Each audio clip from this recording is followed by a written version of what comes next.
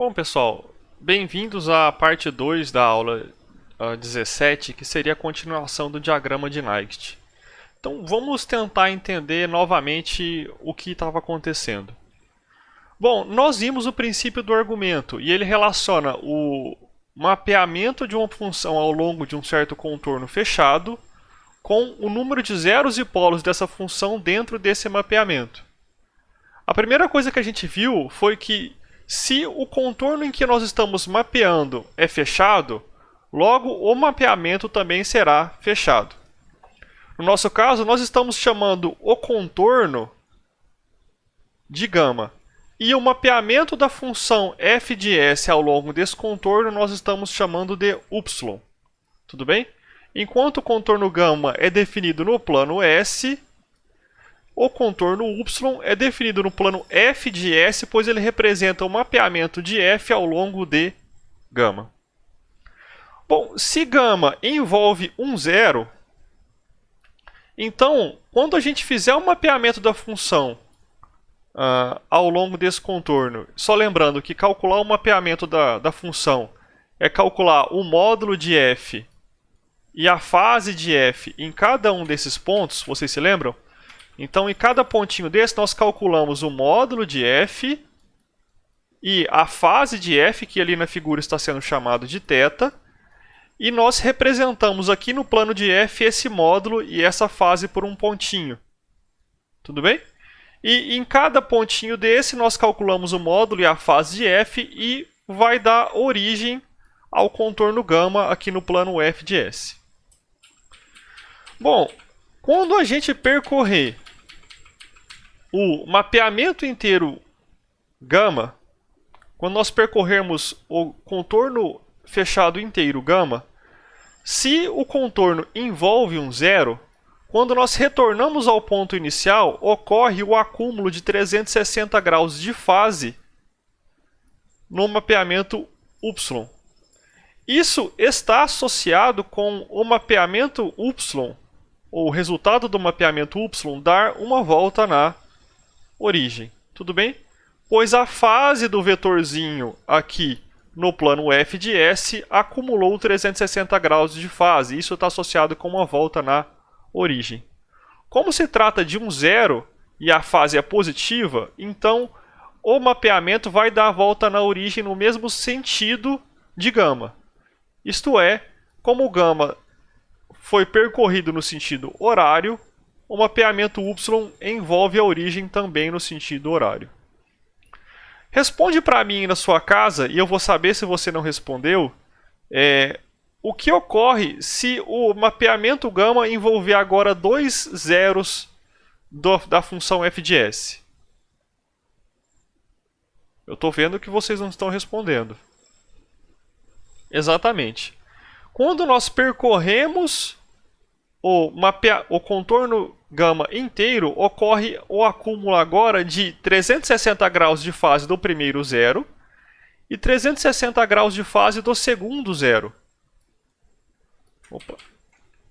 Portanto, há um acúmulo total de 720 graus de fase. Isso está associado com um contorno y aqui no plano f de s dar duas voltas na origem no sentido horário, ou seja, no mesmo sentido de gama. Tudo bem? Então, o princípio do argumento nos permite relacionar o número de zeros e polos da função f no interior de gama com o número de envolvimentos da origem do mapeamento da função f ao longo de gama. É isso. Bom, e agora, se o contorno gama envolve um polo, o que acontece quando nós percorremos esse contorno e voltamos no mesmo ponto? Qual que é a diferença? Há um acúmulo de menos 360 graus de fase. Quer dizer que o mapeamento de f de s ao longo de gama, que nós estamos chamando de y, também vai dar uma volta na origem, porque a fase do vetorzinho acumula menos 360 graus de fase. Só que agora o sentido é ao contrário do que nós fizemos ao percorrer o contorno fechado gama. Como nós estamos considerando que nós percorremos gama no sentido horário, ao se envolver um polo, o mapeamento vai dar voltas no sentido anti-horário. Tudo bem? E se nós envolvermos agora, além de um polo e um zero, o que vai acontecer com o mapeamento Y? Ele vai dar voltas na origem? Sim ou não? Tem gente falando sim, tem gente falando não. Não. Por quê? Porque o polo acumula menos 360 graus de fase, só que o zero acumula mais 360 graus de fase. E, portanto, o acúmulo de fase total é nulo. Isso indica que o mapeamento Y aqui no plano f de S não vai dar nenhuma volta na origem. Portanto, nós podemos contar o número de voltas do mapeamento Y em torno da origem como sendo o número Z de zeros de f de S dentro do contorno gama, menos o número P de zeros dentro do mapeamento dentro do contorno gama. Como a fase do zero é positiva, voltas do sentido horário vão ser contadas como mais um. Por exemplo, se a função tem um zero e nenhum polo, portanto o mapeamento Y, só ressaltando, é um zero e um polo dentro do mapeamento, dentro do contorno gama. Nesse caso, n igual a 1, o que indica que o mapeamento Y vai dar uma volta no sentido horário na origem. De maneira similar, se a função não tem nenhum zero dentro do contorno gama e tem dois polos dentro desse contorno, portanto n igual a menos 2, o que indica que a função, que o mapeamento Y vai dar duas voltas no sentido anti-horário na origem. Bom, nós queremos empregar esse princípio do argumento para analisar a estabilidade de sistemas em malha fechada, considerando realimentação unitária e um ganho proporcional K. Nós sabemos que a função de transferência de malha fechada de R para Y, a qual nós estamos denominando de T, é dada por Kg de S sobre 1 mais Kg de S. E, portanto, os polos de malha fechada são as raízes do denominador, que são as raízes do que nós estamos chamando de equação característica. 1 mais Kg de S igual a 0. Bom, então nós queremos saber se esse polinômio, ou essa expressão, tem raízes no semiplano direito. Porque se essa expressão tiver raízes no semiplano direito, nós vamos ter polos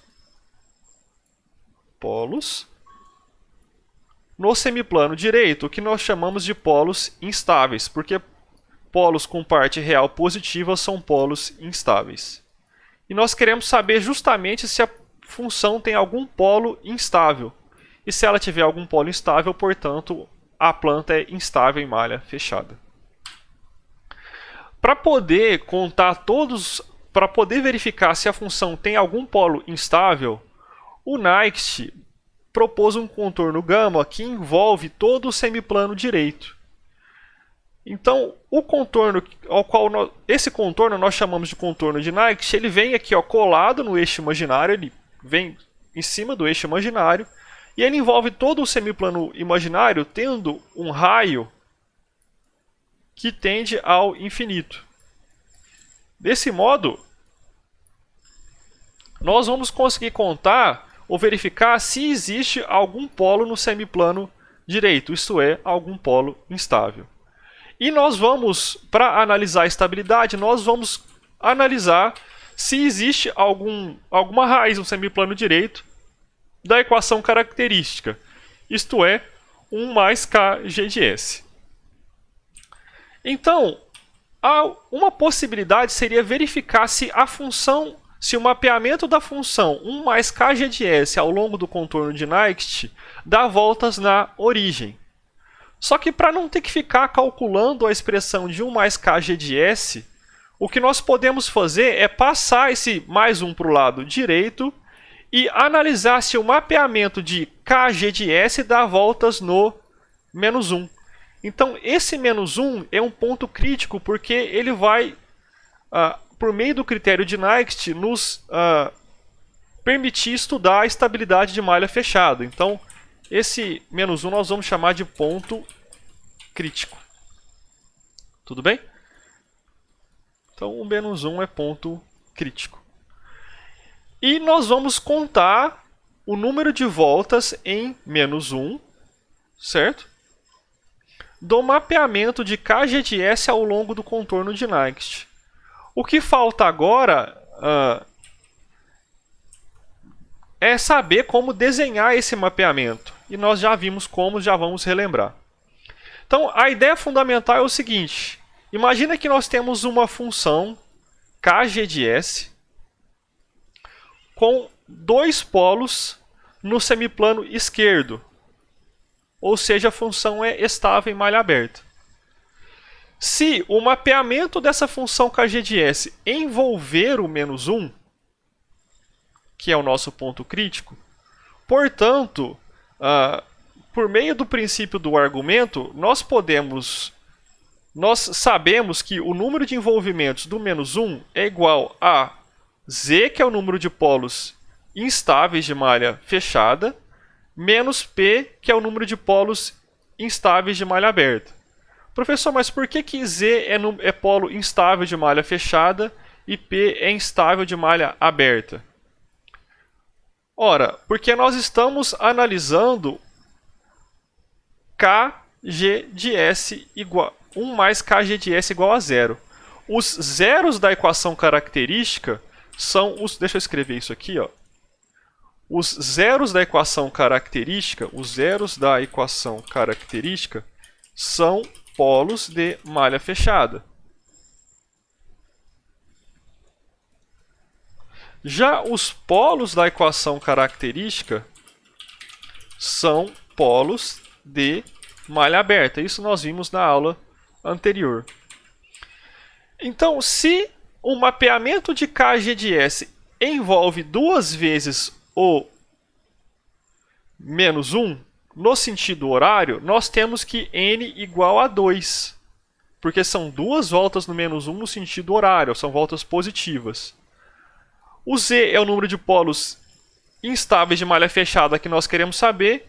E o P é o número de polos instáveis de malha aberta que nós vemos aqui, ó, que não tem nenhum. Todos os polos estão no semiplano esquerdo. Portanto, o sistema tem dois polos instáveis de malha fechada e o sistema é instável em malha fechada. E nesse caso, o que acontece? Vocês podem fazer a análise para mim enquanto eu tomo água? Dá uma olhada, aqui nós temos o contorno gama, que é o contorno de Nyquist. Aqui nós temos o polo de Kg de S. Normalmente a gente faz a primeira análise para K igual a 1, vocês viram isso na aula passada. E aqui nós temos o mapeamento de G de S ao longo de gama, que nós estamos chamando de Y. O sistema é estável ou instável em malha fechada? É estável, professor. Por quê? Porque está escrito no slide. Muito bem. Você conseguiu achar a informação. Mas, e analisando, o que acontece? Bom, primeiro, o sistema tem polo instável de malha aberta? Não. Portanto, P igual a 0. O contorno Y envolve alguma vez o ponto crítico? Não. Portanto, o número de envolvimentos de menos 1, quem quiser denotar assim eu recomendo, é igual a 0. Como nós sabemos que n igual a z menos p do princípio do argumento, isto é, o número de envolvimentos do menos 1 é igual ao número de zeros dentro do contorno de Nyquist menos o número de polos dentro do contorno de Nyquist, e como p e n são 0, portanto z igual a 0. Isso é o que nós chamamos de critério de estabilidade de Nyquist. O número de polos instáveis de malha fechada, o que nós estamos chamando de Z. Não vou falar de novo porque Z, não vou falar que é porque são zeros da equação característica. É igual ao número P de polos instáveis de malha aberta, mais o número de envolvimentos do menos 1, do mapeamento da função g de S ao longo do contorno de gama. Lembrando que voltas no sentido horário são contadas positivamente e voltas no sentido horário são contadas negativamente. Resta para nós relembrar como nós desenhamos o mapeamento de g de S ao longo do contorno de Nyquist. Desenhar o mapeamento de g de S ao longo do contorno de Nyquist, primeiramente nós vimos como desenhar ao longo dessa parte roxa. E nós vimos que para fazer isso, nós precisamos calcular o módulo de g de j ômega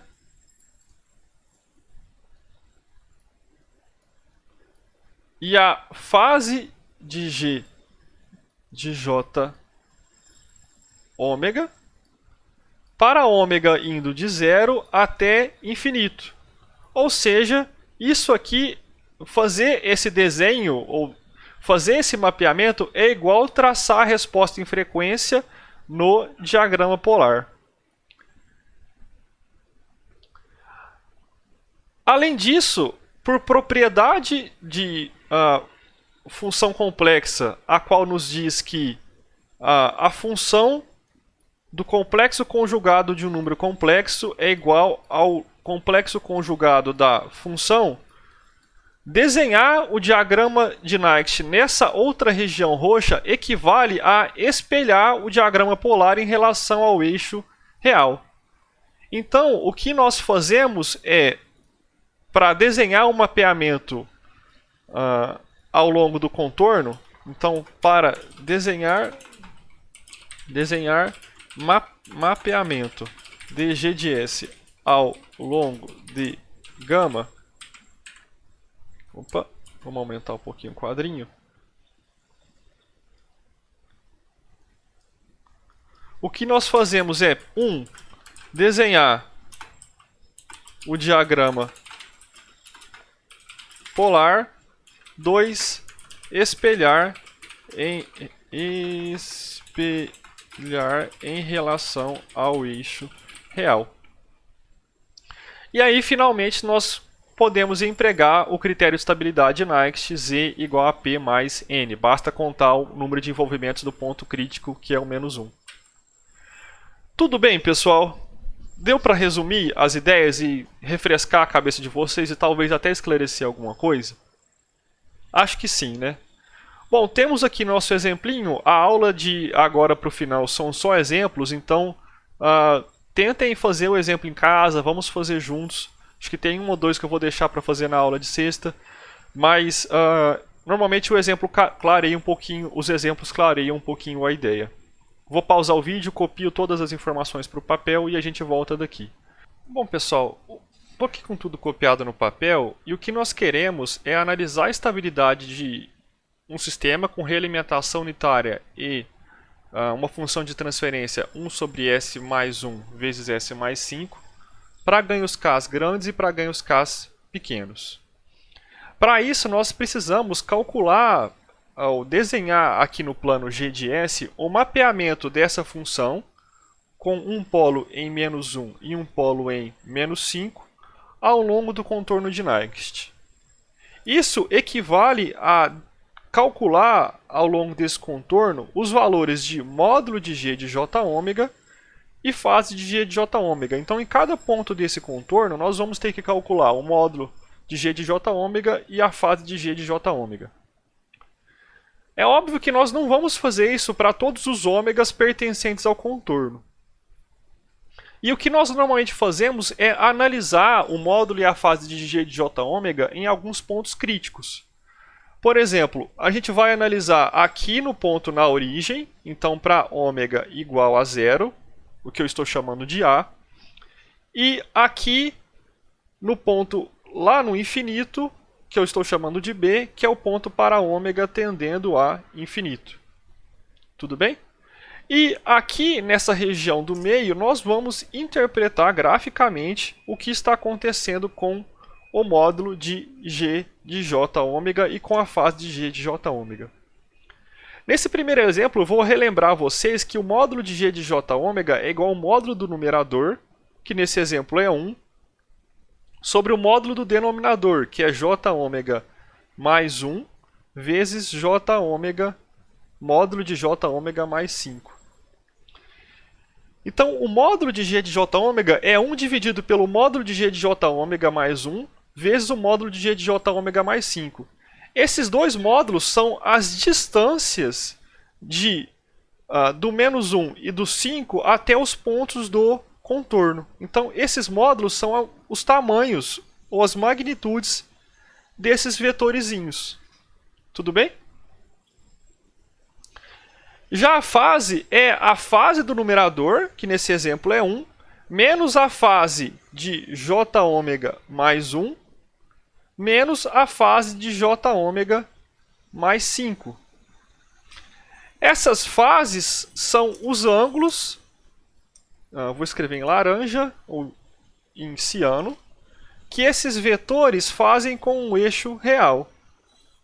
Então essas fases são esses vetores. Sabendo dessa informação, a análise, essas fases são esses arcos aqui, perdão, que esses vetores fazem com um eixo real. Sabendo disso, a análise do diagrama polar fica facilitada.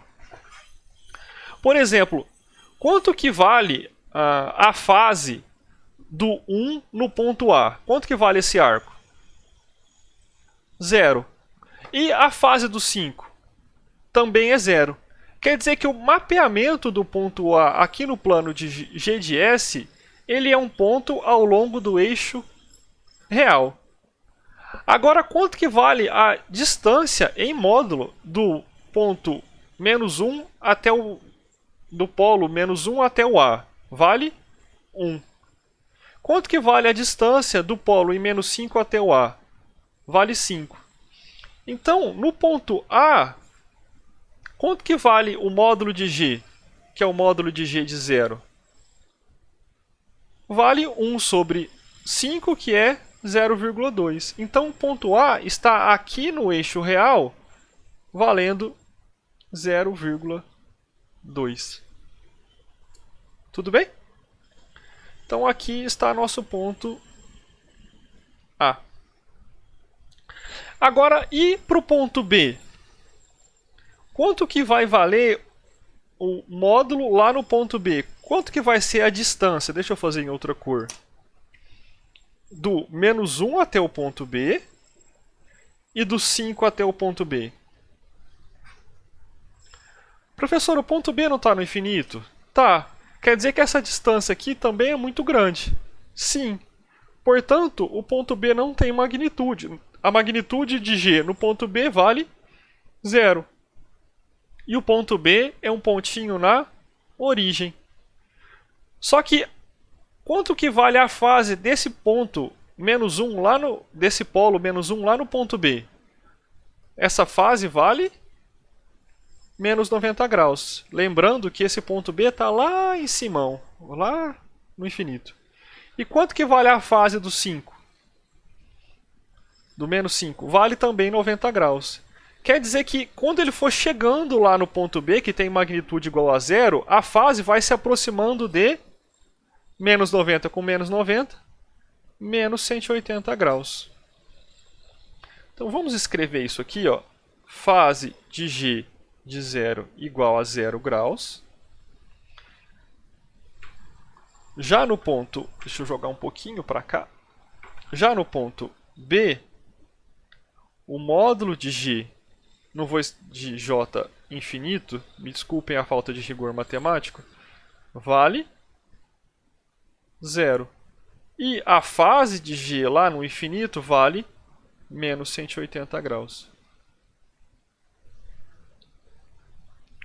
Quer dizer que o mapeamento de G ao longo de gama vai chegar no B aqui tangenciando o ângulo 180 graus. Lembrando vocês que fase de número complexo, 0 graus, menos 90 graus, menos 180 graus, menos 270 graus. Agora, o que acontece com o módulo e com a fase à medida que nós formos caminhando de A para B? O módulo vai aumentar? Não vai. E a fase vai cada vez ficar mais negativa, porque o arco dos dois polos vai cada vez ficar maior. Portanto, o mapeamento do contorno fará algo dessa forma aqui. Tudo bem? Então, a fase vai cada vez ficar mais negativa até chegar no menos 180. E o módulo do vetorzinho vai cada vez diminuindo mais. Deixa eu fazer o vetorzinho a lápis aqui. Então, cada vez o tamanho do vetor vai diminuindo até que se torne um pontinho. Tudo bem, pessoal? Então, nós fizemos a análise entre os pontos A e o ponto B. Isso quer dizer que nós terminamos o desenho do diagrama de Nyquist? Não. Por quê? Falta aqui a representação dos pontos C até o ponto A. Deixa eu fazer em outra cor. Deixa eu fazer em amarelo.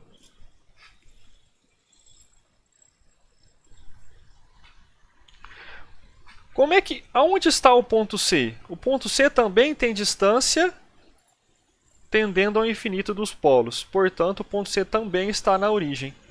Como nós vamos desenhar aqui esse trecho do ponto C ao ponto A? Basta espelhar em relação ao eixo real. Olha que espelhamento perfeito que eu fiz.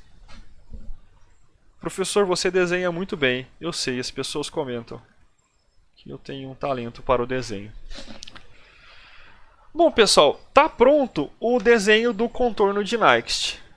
Agora resta nós entendermos o que vai acontecer quando o ganho K aumentar e quando o ganho K diminuir. Imagina agora que nós temos que esse desenho foi feito para K, supondo K igual a 1. Imagina agora que aqui na magnitude nós temos um ganho K multiplicando. Esse ganho K altera a fase? Não. Por quê? Porque a fase de um número real positivo é nula. Então, o ganho K só vai alterar a magnitude.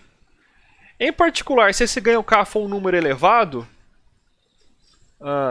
essa figura vai ampliar. Nossa, professora, essa figura está parecendo um coração. Sim, o coração vai ficar maior. Mas a fase não vai mudar, então ele vai continuar partindo de 0 graus, ele vai continuar chegando em zero, porque o ômega vai tender ao infinito, ao longo de menos 180 graus. O espelhamento eu vou sempre desenhar amarelo, tá? Olha que espelhamento perfeito. Agora, quando o ganho K diminuir, vou fazer... Então, esse em vermelho é para ganho K grande. Ganho K grande. Certo? E quando o ganho K pequenininho, ficar pequenininho, vai ter um número pequeno multiplicando aqui o módulo de G de J ômega. Quer dizer que o coração vai diminuir. Que triste.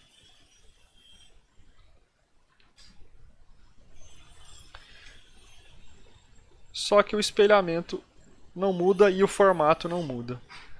Quer dizer que quando o ganho K aumenta, a figura expande, e quando o ganho K diminui, a figura contrai. É um coração batendo para vocês, olha que bonito. Professor, para de falar besteira. Obrigado. Bom, o que nós podemos ver aqui do diagrama de Nyquist? Pessoal, para ganho K grande e ganho K pequeno, vai haver algum envolvimento aqui do ponto crítico? Tem como essa figura, por exemplo, essa parte do contorno, assumir uma fase menor do que menos 180 graus para ter, ou mais negativa do que menos 180 graus para envolver o menos 1? Não tem.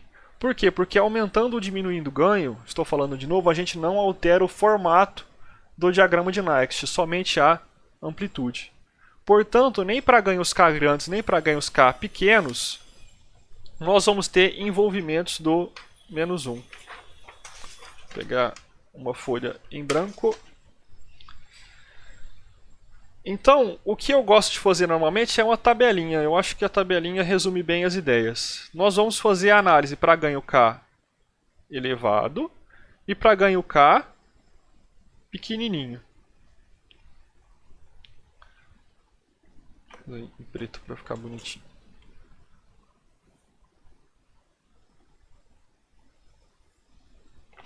Nós temos P, que é o número de polos de malha aberta.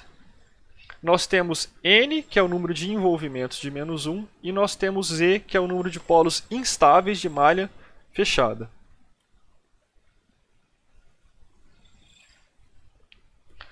Lembrando sempre que o critério de Nyquist nos diz que o número de polos instáveis de malha fechada, Z, é igual ao número de envolvimentos do menos 1 do diagrama de Nyquist. O diagrama de Nyquist é o mapeamento do contorno de Nyquist. É um mapeamento de G de S ao longo do contorno de Nyquist, que é essa figura aqui, mais o número de polos P de malha aberta. Pessoal, então vamos lá. Olhando para a função de transferência, existe algum polo instável de malha aberta? Fala não. Fala não. Isso, ótimo, não tem. Então, nos dois cenários, o número de polos de malha aberta não é alterado. Tanto para K pequenininho, aqui representado pela curva em verde. Deixa eu escrever aqui, ó. K pequeno. Quanto para ganho K grande, representado pela curva vermelha. Existe algum envolvimento do ponto crítico menos 1? Não. Portanto, número de envolvimentos do menos 1, tanto para ganho K grande quanto para ganho K pequeno, vale 0. Como o número de polos instáveis de malha fechada é igual a P mais N, nós temos 0 e 0. Portanto, o sistema é estável para qualquer ganho K maior do que 0. Lembrando que essa análise só vale para ganhos positivos. Professor, mas como é que eu posso verificar se essa análise está certa? Você pega esse diagrama que normalmente a gente faz para desenhar o diagrama de Nyquist e desenha o lugar geométrico das raízes. Eu vou fazer em marrom. Aqui tem ramo do LGR? Não. Aqui tem ramo? Sim. Por quê? Porque está à esquerda de número ímpar de polos e zeros. Nós temos dois polos e nenhum zero. Qual que é o ângulo das assíntotas? Mais e menos 90 graus. Qual que é o ponto de partida? É justamente o meio de menos 1 e menos 5. Portanto, o LGR, que é o caminho dos polos de malha fechada, está preso aqui no semiplano esquerdo. Então, o lugar geométrico das raízes nos dá a mesma informação do contorno de Nyquist. Tudo bem? É um jeito útil para conferir. Beleza, pessoal? Professor, mas você não leva o menor talento para desenho. Que isso, para. Mas para você que é um mais purista, mais amante do desenho, eu tenho aqui tanto o procedimento para desenhar, quanto o contorno de Nyquist bonitinho. E aí você pode ficar feliz. Nossa, professor, mas o desenho real não se parece nada com o coração. Eu sei, mas o coração é mais bonito. Bom, pessoal, aqui está a análise, a mesma análise que a gente fez em papel. Vocês podem conferir. E agora tem o exemplo 9 que a gente vai fazer juntos. Por que eu faço questão de fazer o exemplo 9 juntos? Porque tem aqui um polo instável de malha aberta. Então é um exemplo um pouquinho diferente. Vou pausar o vídeo, copio tudo para o papel, façam o mesmo e a gente volta fazendo esse exemplo juntos. Bom, pessoal, estou com todas as informações aqui copiadas para o papel. E o que nós queremos, mais uma vez, é analisar a estabilidade para um sistema com realimentação unitária negativa, para a função de considerando a função de transferência 1 sobre S menos 1 vezes S mais 5, para ganhos K pequenos e elevados. Então, nesse exemplo, nós temos um polo em menos 5 e um polo instável em 1. Tudo bem? Então percebam que, a despeito talvez da falta de escala do meu desenho, o 5 está consideravelmente mais longe do contorno gama do que o 1. E essa informação vai ser importante para nós. Bom, primeira coisa que nós devemos fazer é analisar o módulo de G de J ômega e a fase de G de J ômega para ômega igual a 0, que é o ponto A. Bom, no ponto A, o módulo de g de j ômega é igual ao módulo do numerador, que é 1, sobre a distância do polo menos 5 até A, que vale 5, vezes a distância do polo em mais 1 até A, que vale 1. Portanto, assim como no exemplo anterior, o módulo de g de j ômega para ômega igual a 0 vale 0,2. Só que, e a fase? Qual seria a fase de g de j ômega para ômega igual a 0? Lembrando sempre que nós medimos o arco em relação ao eixo real. Então, quanto que vale a fase do numeral 1? Vale 0. Quanto que vale a fase do menos 5 aqui no ponto A? Vale 0. E a fase do 1? Professor, a gente mede em relação ao eixo real? Sim. Então a fase é 180 graus. Como é um polo, ela contribui negativamente.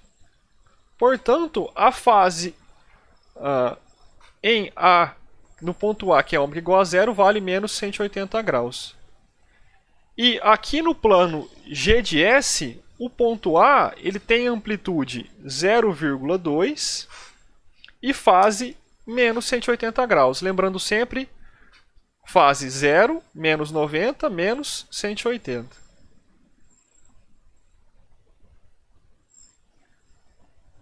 Só para vocês lembrarem. E aqui seria o menos 270. Bom, e o ponto B?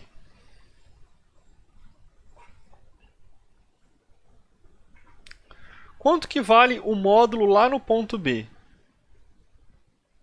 No ponto B, a frequência ômega tende ao infinito. Quer dizer que o módulo vale a distância do numerador, que é 1, sobre a distância do ponto B até o polo em 1, vezes a distância do ponto B até o polo em menos 5, e essas distâncias tendem ao infinito. Quer dizer que o módulo lá no ponto B vai valer 0, e o ponto B é um pontinho aqui na origem. Tudo bem, pessoal? Falta agora a gente analisar a fase no ponto B para saber se o diagrama de Marx chega por aqui, por aqui, por aqui ou por aqui. Quanto que vale a fase de g de j ômega para ômega lá no infinito? A fase é dada pela somatória das fases do numerador, que é a fase do numeral 1, que é sempre 0, menos a fase dos dois termos. Então é a fase desse cara aqui e a fase desse cara aqui lá no ponto B. Lembrando que a fase é esse ângulo. Deixa eu representar. Vou representar aqui por fora. Tudo bem? Pessoal, qual que é a fase do menos 5 lá no ponto B? Lembrando que isso aqui é uma representação gráfica e o ponto B está lá no infinito. A fase do menos 5 vale menos 90 graus. Opa, minha câmera travou. Vou tentar resolver aqui. Pô, pessoal, eu vou seguir a explicação sem o meu rosto, porque eu não queria, porque eu vou ter que resolver o problema, eu demoro, eu perco o fio da meada. Então vocês vão sentir um pouco a falta de me ver aí. Espero que ninguém fique muito triste. Realmente não está dando. Bom, voltando, a fase do menos 5 lá no ponto B vale menos 90 graus. E a fase do 1 lá no ponto B também vale 90 graus. Lembrando que o ponto B está lá no infinito. Portanto, olha que interessante. A fase no ponto B também vale 180, menos 180 graus. Quer dizer que aqui no ponto B, o contorno de Marx chega ao longo do menos 180. O que resta a gente saber é se o diagrama de Marx vai subir para chegar lá no menos 180, ou se ele vai descer para chegar no menos 180. Percebam que subir equivale a ele ganhar fase negativa, isto é, ele sair do menos 180 e tender ao menos 270.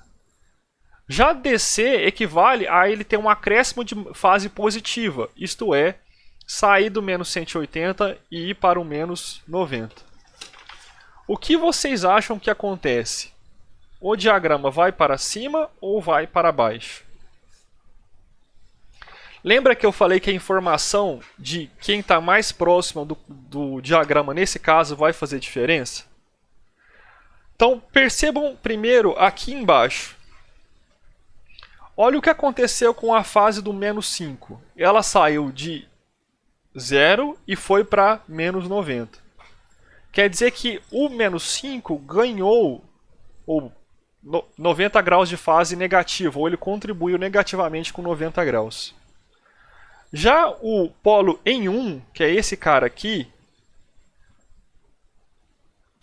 ele saiu de menos 180 graus de fase e foi para menos 90 graus de fase.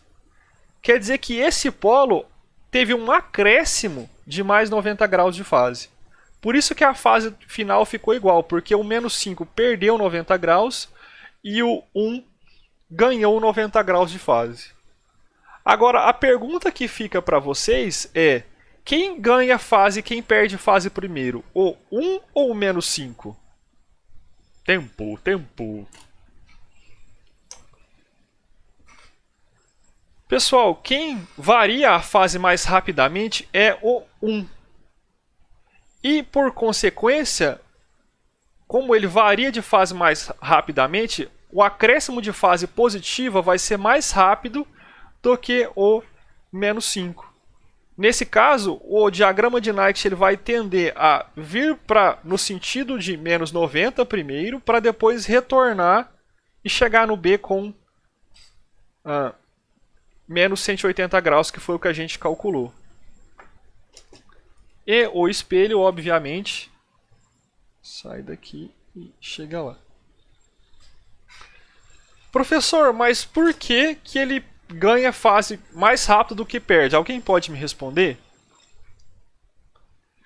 Pessoal, como esse polo está mais próximo do contorno de Nyquist, a variação do ângulo para uma mesma frequência é mais rápida nesse polo, certo?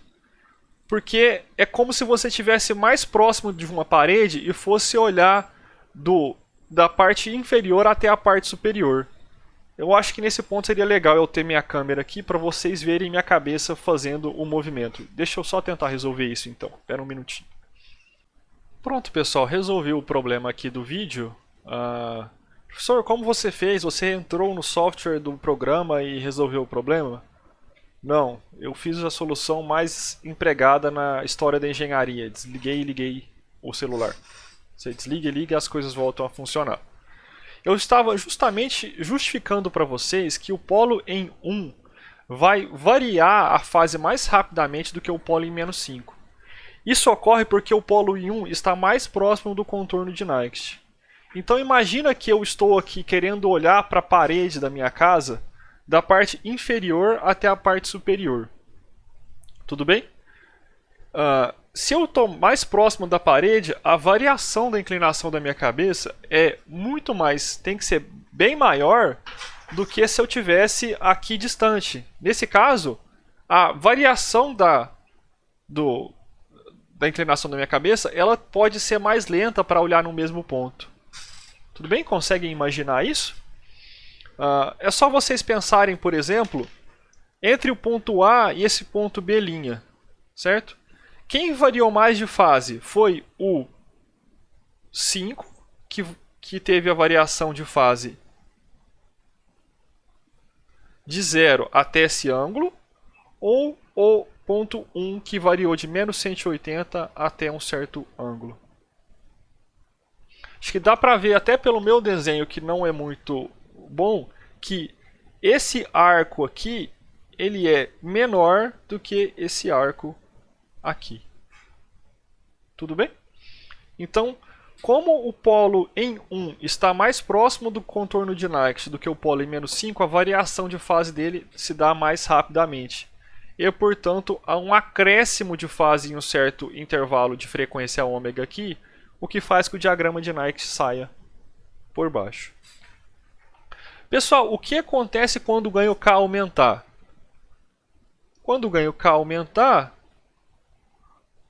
o contorno de Nyquist vai aumentar de amplitude, só que nem o formato dele não é alterado. Isso é, as fases de chegada e saída dos pontos A e B. Tudo bem?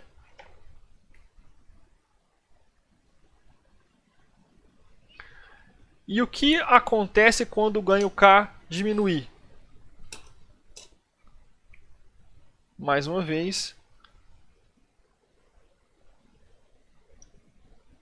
as fases não são alteradas, mas os pontos a magnitude muda. Isto é, a amplitude do gráfico muda. Bom, agora resta para nós construir aquela tabelinha e aplicar o critério de estabilidade de Nyquist, agora que nós já temos o diagrama desenhado. Bom, nós queremos fazer a análise para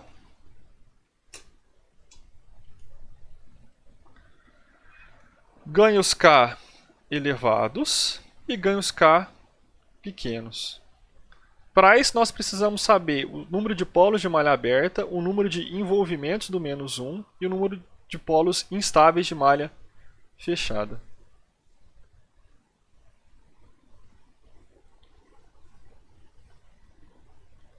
Lembrando sempre que o número de polos instáveis de malha fechada é igual ao número de polos instáveis de malha aberta mais o número de envolvimentos do ponto crítico -1. Voltas no sentido horário são contados positivamente. Tudo bem? Pessoal, olhando para a função de transferência ou para esse diagrama, quantos polos instáveis o sistema tem? Polos instáveis são polos no semiplano direito. Quantos polos instáveis? 1. Porque o polo em 1 é instável. Pessoal, para o ganho K pequenininho, esse ponto verde vai estar próximo da origem. E por consequência, o ponto crítico, que eu estou escrevendo até agora em laranja, vamos manter o padrão, o ponto crítico, -1, vai estar aqui fora, porque o ponto para ganho K pequeno, o ponto verde é próximo da origem. Tudo bem? E nesse caso não há envolvimentos do -1. O -1 está aqui de fora. Nesse caso, o N vale 0. Agora, quando o ganho K é grandão, está aqui representado pela curva vermelha, o diagrama de Nyquist envolve o ponto crítico. Tudo bem?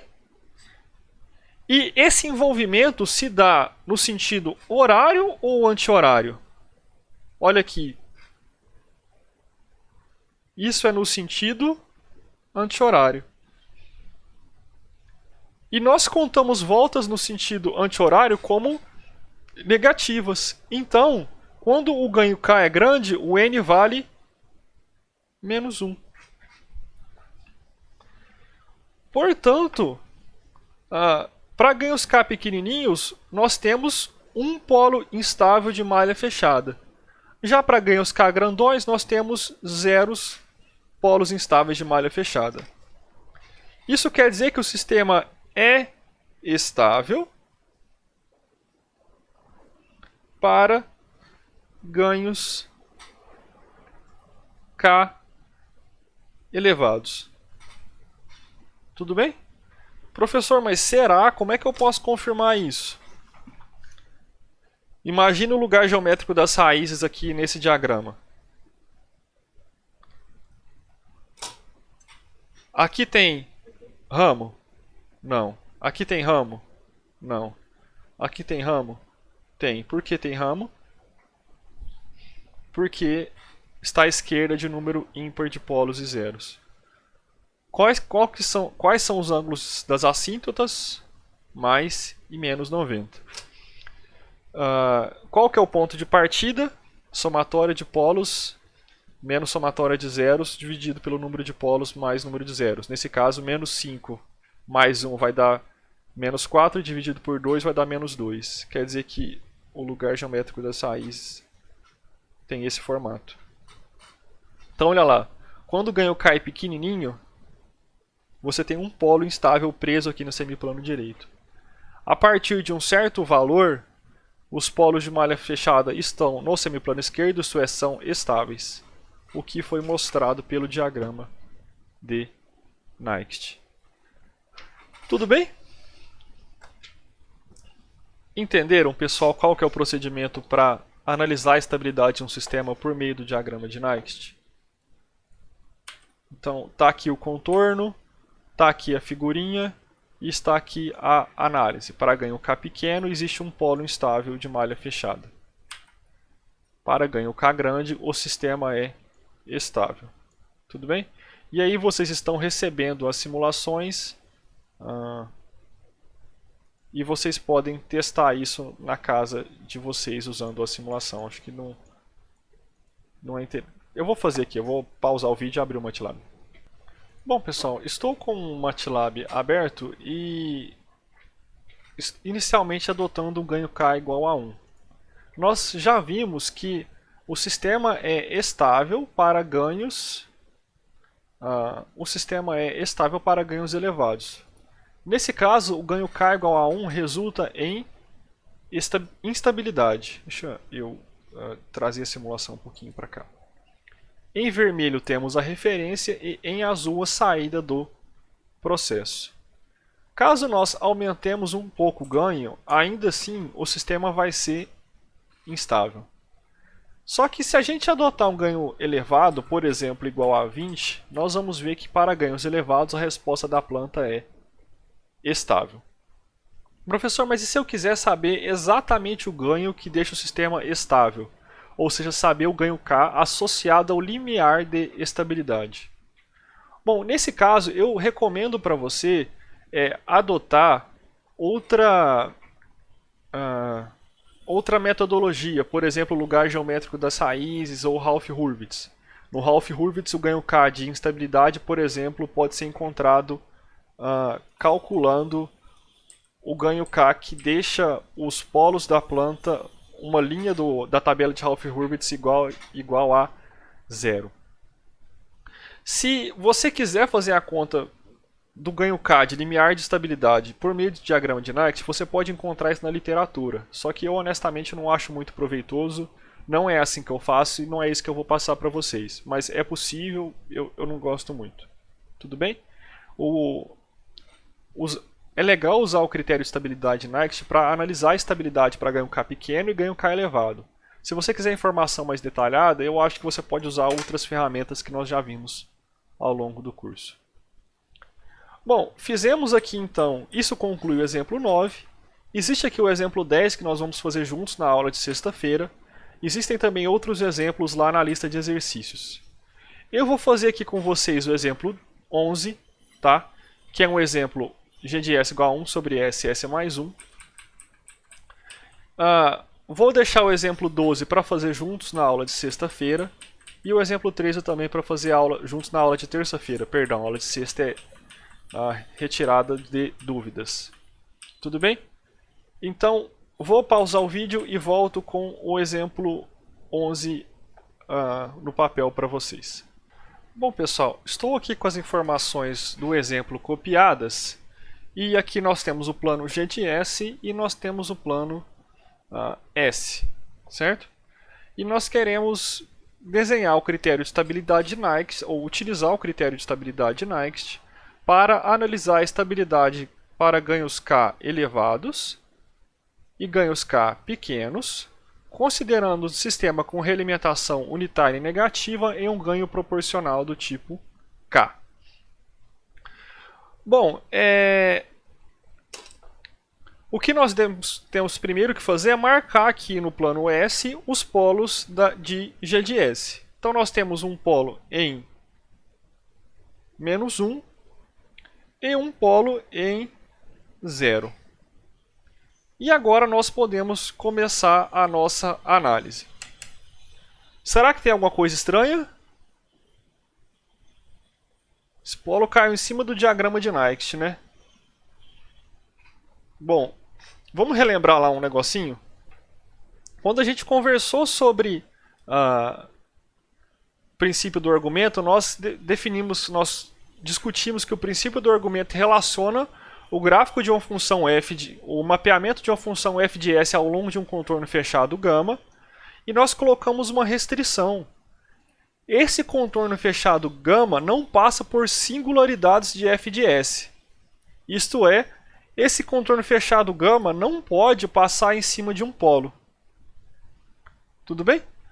Então, voltando lá no papel, se a gente deixar esse contorno passando em cima de um polo do sistema, nós estamos desrespeitando o pessoal da matemática que trabalhou em cima do princípio do argumento. Honestamente, não sei o nome dos pesquisadores.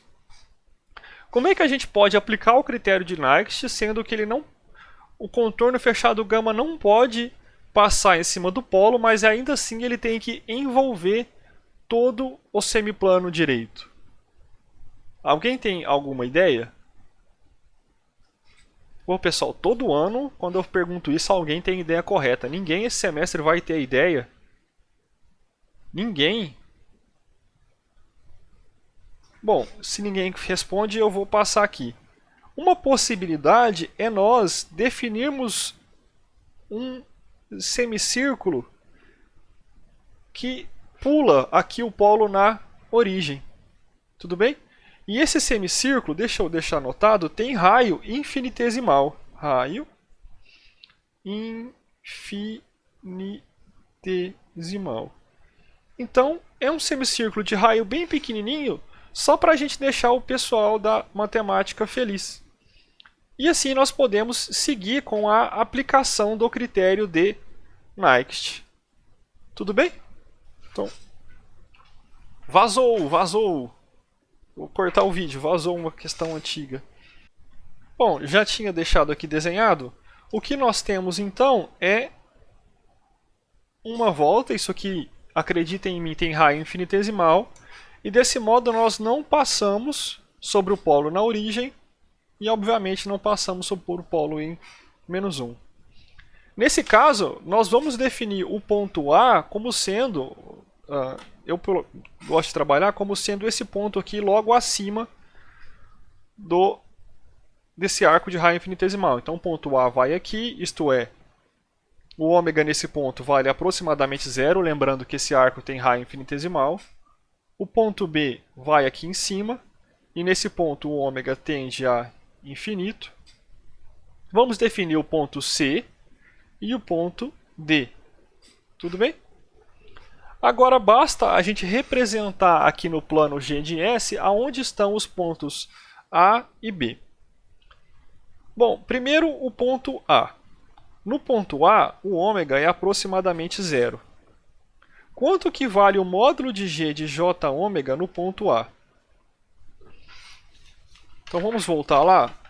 Ó, o G de S é 1 sobre S vezes S mais 1. Portanto, o G de J ômega vale 1 sobre módulo de J ômega. Desculpa, o módulo de G de J ômega vale 1 sobre o módulo de G de J ômega vezes o módulo de J ômega mais 1. Portanto, para ômega aproximadamente 0, o módulo vai tender ao infinito. Não pode falar igual, o pessoal fica bravo com a gente. Então, para ômega aproximadamente 0, o módulo é um número muito grande. Quer dizer que ele está praticamente fora aqui do meu diagrama. E qual que é a fase de G de J ômega no ponto A? Bom, é a fase do numeral 1, que é 0, mais a somatória das fases do J ômega, menos do J ômega, menos a somatória da fase do J ômega mais 1. Que é a mesma coisa do que vir aqui e somar os ângulos no ponto A do polo -1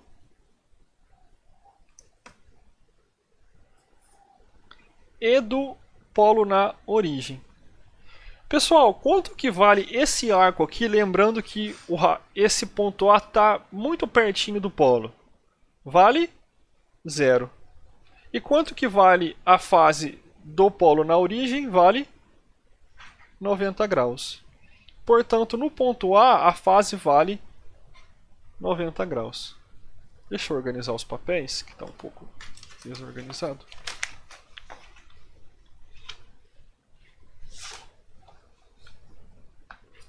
Piorou. Aqui. Tudo bem, pessoal? Então, aqui no plano G de S, o ponto A tem módulo infinito e fase 90 graus. Tudo bem? Ponto A está praticamente aqui fora. E no caso, deixa eu passar um tracinho aqui.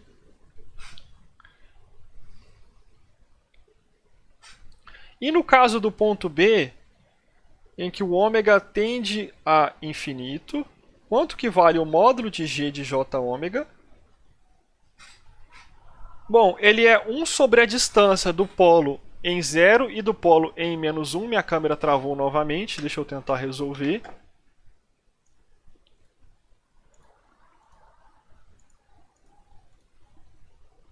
Nossa, que milagre.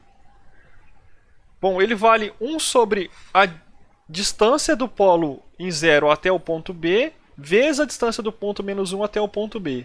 Como o ponto B está lá no infinito, esse módulo vale 0. E quanto que vale a fase de G de J ômega lá no ponto B? Bom, a fase do numeral 1 muda. Não, ela vai ser igual a 0. Quanto que é a fase do menos 1, do polo em menos 1, lá no ponto B? Imaginando que o ponto B está no infinito. Essa fase vale menos 90 graus. A fase do polo em 0 muda? Não, menos 90 graus. Portanto, a fase lá no ponto B vale menos 180 graus. Então, aqui no ponto B, a chegada se dá ao longo do 180 graus. Pessoal, agora lembrando que a fase aqui é menos 90 e aqui é menos 180 graus. O que acontece com a fase do mapeamento ao longo de A para B? A fase desse polo na origem muda? Não. E a fase desse cara vai cada vez ficar mais negativa. Além disso, como as distâncias dos polos aos pontos do contorno gama, que é o contorno de Nyquist, cada vez ficam maiores, o módulo vai sempre diminuir. Quer dizer que de A para B, a fase diminui e o módulo também. Então, o diagrama de Nyquist faz algo nesse sentido aqui. E nós temos representado o diagrama de A para B. Tudo bem? Agora falta desenhar de C para D. Qual que é o módulo lá no ponto C? Ele vale 0, porque a distância dos polos até o ponto C é infinito. Uma alternativa é entender que o ponto B é o ponto C é o complexo conjugado do ponto B. Então ele também está na origem. E o ponto D? Aonde está o ponto D?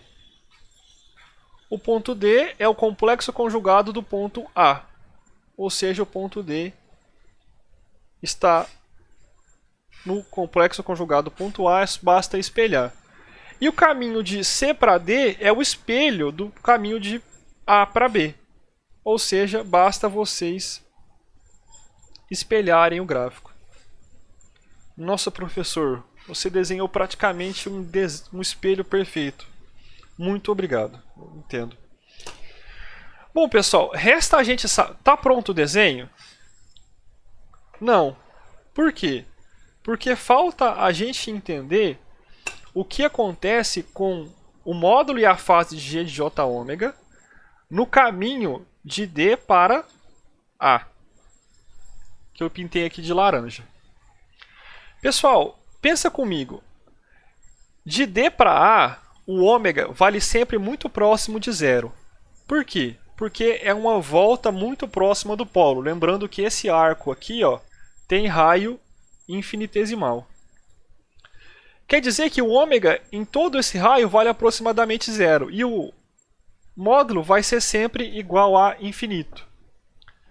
Agora pensa comigo, a fase do polo em menos 1 muda de D para A? Sim ou não? Pessoal, tem gente respondendo sim, tem gente respondendo não. Muda ou não muda? Praticamente não muda, né, pessoal? Por que que não muda? Porque A e D são pontos infinitesimais próximos da origem. Quer dizer que a fase desse cara, tanto em A quanto em D, vai ser sempre 0. Tudo bem? Porque são raios infinitesimais. Agora, olha o que acontece com a fase do polo na origem de D para A. No ponto D, a fase do polo ela é menos 90 graus, o que contribui na somatória com mais 90 graus. Já no ponto A, a fase do polo é menos 90 graus. Então, vamos escrever aqui, ó, para o polo em 0, a contribuição de fase no ponto D é de mais 90 graus. E a contribuição de fase no ponto D é menos 90 graus. Opa, desculpa, no ponto A é menos 90 graus, tudo bem? Quer dizer que de D para A, há um decréscimo de 180 graus de fase. Tudo bem? Porque a fase desse polo saiu de mais 90 e foi para menos 90. Quer dizer que do D para A, o módulo vai ser sempre infinito, mas tem que haver um acréscimo de tem que haver um decréscimo de 180 graus de fase. Portanto, de D para A, o caminho tem que ser no sentido de fase negativa, isto é, menos 270, menos 360 e por aí vai. Tem que ser no sentido de fase negativa. Uma outra solução mais simples, que é pelo menos a forma com que eu uso para desenhar rapidamente, é vocês pensarem que de D para A há uma volta em um polo no sentido anti-horário. Vocês estão vendo que esse círculo aqui está sendo percorrido no sentido anti-horário? Portanto, aqui no diagrama você tem que desenhar uma volta no infinito no sentido horário. Como você percorreu o polo no sentido anti-horário, o mapeamento vai percorrer no sentido horário. Para quem preferir, você pode analisar que no ponto D a fase era mais 90 graus desse polo e no ponto A a fase era menos 90 graus. Então de D para A o módulo tem que ser sempre infinito, só que tem que haver um decréscimo de 180 graus de fase. Portanto, a volta é no sentido anti-horário. Desculpa, horário. E olha lá, pessoal, o menos 1 está aqui. Mesmo que a gente aumentar ou diminuir o ganho K, nós só vamos aumentar e diminuir a amplitude dessa figura e nós não vamos mudar o número de envolvimentos de menos 1. Vamos então aplicar o critério de estabilidade de Next.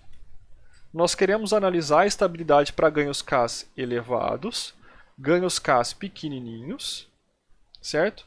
Para isso nós temos que saber o número de polos de malha aberta instáveis, o número de envolvimentos de menos 1 e nós vamos calcular o número instável de polos de malha fechada.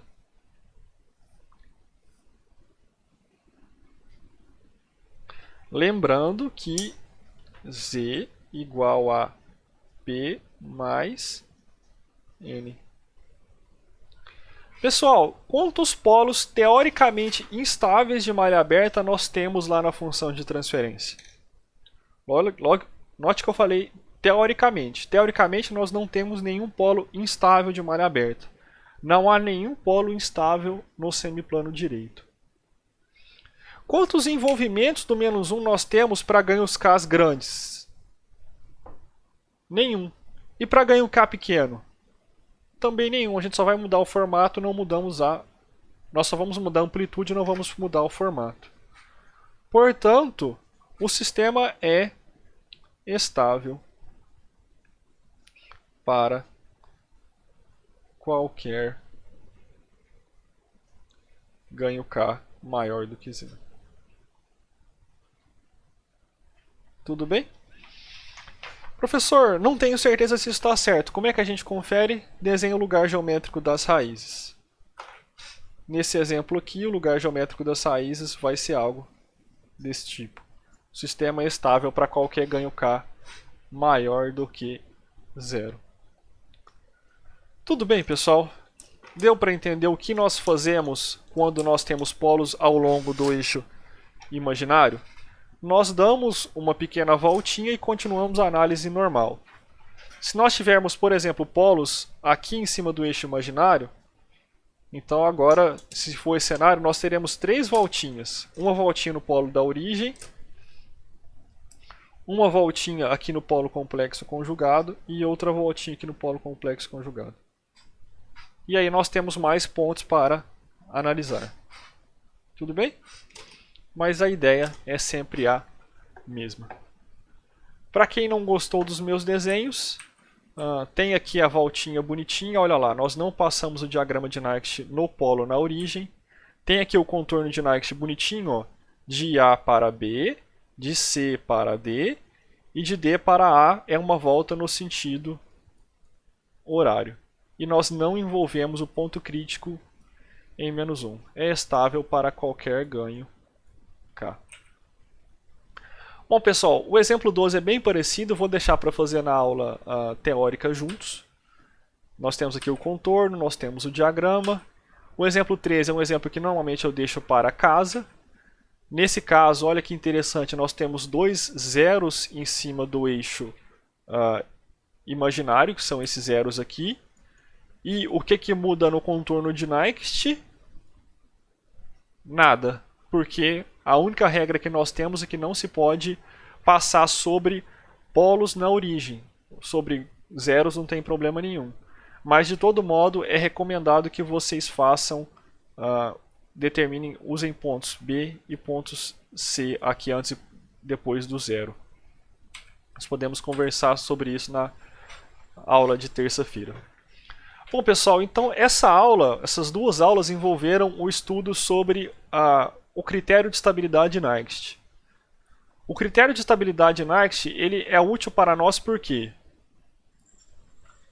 Porque nós estudamos a estabilidade de malha fechada a partir da resposta em frequência de malha